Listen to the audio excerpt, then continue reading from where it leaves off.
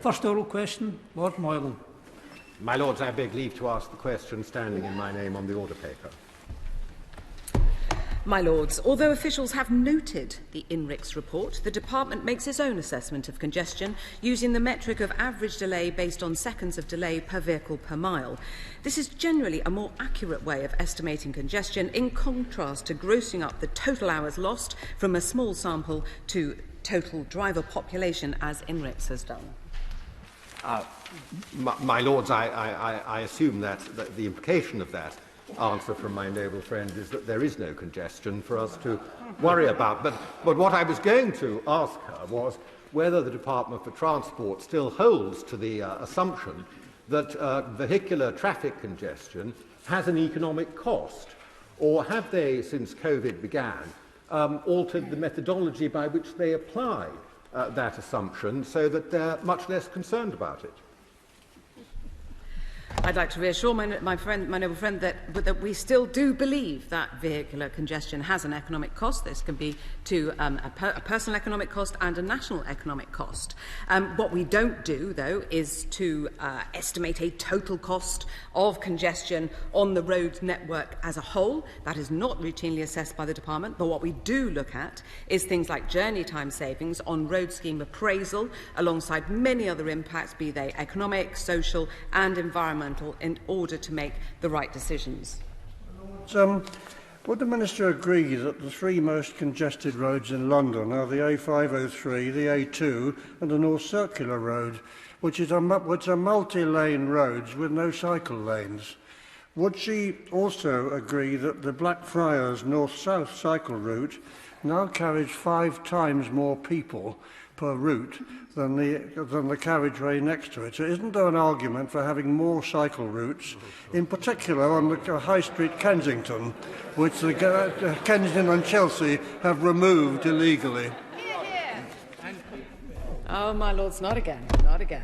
Right, well, the noble lord has clearly been looking at some detail on the INRIX report, and indeed it is correct that those roads that he cites are some of the most congested in London, but that doesn't necessarily mean that they are right for a cycle path. What one does need is effective cycle networks which run through long distances. He rightly mentions the one over Blackfriars Bridge, which is a huge success, and it is up to the Mayor of London, working with the local highways authorities, to put these in place. Following Lord Moylan's question, does my honourable friend remember that one of the noble minister remember that one of the main arguments put forward for HS2 was the economic cost of faster travel time by HS2, and that an economic calculation was made of the economic benefit caused by the faster travel? Will she use the same methodology to apply it to traffic congestion in London? My noble friend is exactly right, and that's exactly what I was saying earlier about journey time savings. So, for example, there are a number of projects within London that have been put forward by the Mayor looking for funding from the Department for Transport in order to appraise those schemes. We look at journey time savings and, as I said to my noble friend, a number of other metrics to ensure that we make the right decisions. My Lords, in contrast to the noble Lord Berkeley, as a London resident and a cyclist, I regularly see cycle lanes which are more or less unused, particularly when they run almost parallel to park cycle lanes. Given London's status as the most traffic congested city in the world, has the government made any assessment as to the contribution, including pollution, paradoxically made to congestion by the narrowing of roads to accommodate cycle lanes? My Lords, well-designed cycle lanes need not cause any additional congestion, and they can be in a highly efficient way of moving many more people than the equivalent road without a cycle lane. As the noble Lord Berkeley mentioned, the cycle lane over Blackfriars Bridge is a fantastic example of this. But the key thing is for the design to be appropriate. And in London, this is a matter for the Mayor of London and for local authorities. My Lord.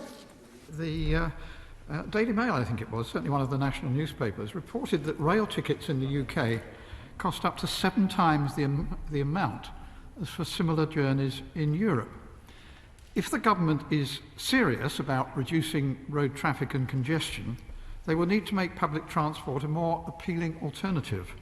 What steps will the government take to reduce the cost of rail and bus journeys? The government has, of course, been extraordinarily generous to the rail system over the course of COVID. We've been able to keep the services running to make sure that people can get from A to B as and when they have needed to. And we are now entering a new phase for rail, where we will be looking at introducing the structures around Great British Railways in order to benefit passengers. It's all about putting passengers first. And as the Noble Lord knows, on buses, we will be allocating £1.2 billion of transformation funding. We hope to do that fairly soon. We would like that very much focused on bus priority to speed up services so that we can break the cycle of decline. On that issue of generosity, obviously getting cars off the road would be the quickest way to decongest our roads nationally. But in London, bus passengers through TfL actually pay for all the road repairs. Therefore, they subsidise motorists. Now, does that seem right?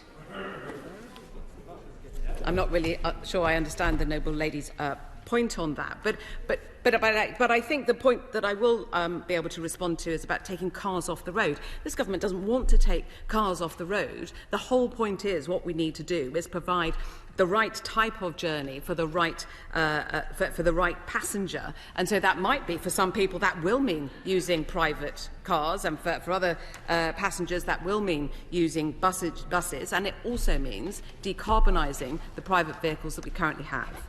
My Lords, I wonder if I can ask the Noble Lady about enforcement, in particular to e-scooters.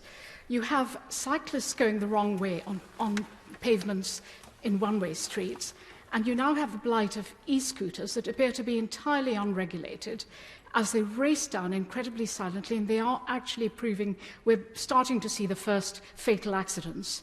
So what are they doing about that? This government is very clear that the use of e-scooters outside trial areas on public property is illegal. It can lead to a fine of up to £300, 6 points on a driving licence, and the scooter can be impounded. My Lords, given that inflation is running at very high levels as measured by CPI, but even higher levels as measured by RPI, being some 7%, can the Minister assure us that the benchmark for setting increases in rail fares will be CPI and not RPI? My noble friend raises a really important point, and this government considered very carefully the extent to which we wanted to raise rail fares this year. We will, of course, make sure that we take equal care when we look to raise fares, if at all, in the future. My Lords, as a member of the Healthy Cities Commission... My Lords... My Lords, the Noble Lady referred earlier, in an answer to my noble friend Lord Rosser, to the government's generosity, both past and in prospect, to public transport. Can she say how much of that generosity is actually being spent on reducing the cost of travel?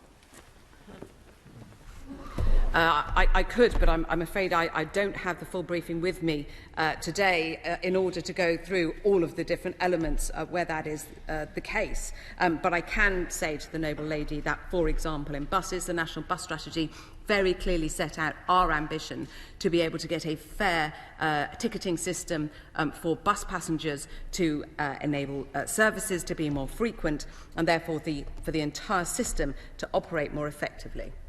My Lords, as a member of the Healthy Cities Commission at Oxford University, chaired by my noble friend Lord Best, we're looking into the effects of commuting as well as congestion. And if we are the most congested city, London, in the world, what calculations has the government made on the effect on the economy, the lost time, the money lost, the hours lost, as well as on pollution? Well, again, a hugely complicated question which goes beyond probably what I can answer today. But what I will say is the Noble Lord is right. In terms of congestion and changes to commuting behaviour, the system does have to adapt. And that is why in London we have a very good integrated system which comes under TfL, and it also comes under the responsibility of the Mayor of London. And it is up to him to look at all of the different modes that he has available, whether that be the tube, tube, whether that be overground, whether that be cycling and walking, all of these different ways to ensure that we get the maximum economic benefit for London. And I spoke only this morning to the CEO of London First, and we discussed that in detail. If my noble friend said that e-scooters, it's this side, if illegal scooters... It's this side. It's this side. My Lords, it is the turn of the Labour benches. My Lords, no matter how much this is dressed up, there is no doubt whatsoever that congestion in London has got worse. And part of the reason for that is bad cycle lanes, as in the Marylebone Road, as in Park Lane, as on Lower Thames Street. And another reason is the closing of so many of the small back roads. So the moment there is an accident or something like that, everything clogs up. It takes about a third longer, the journey that I do every day, which I've been doing to try and avoid public transport and not give everyone COVID in this house, than it used to. It is getting longer and longer. We have to do something. Surely you must open up these side roads, and also we must get these bicycle lanes sorted out. Yeah. Well, I would very much encourage the noble lord to use public transport. There's nothing wrong with public transport, and I think even he would find it perfectly comfortable. But he would also might wish to talk to his colleague in the Labour Party, the Mayor of London, whose responsibility it is for London. But he did mention something that hasn't come up previously, and that is low traffic neighbourhoods, and they're really, really important for reducing rat running. We think that where they are well introduced, following local consultation, they can be hugely effective in encouraging people to take up cycling and walking and for taking traffic off the streets.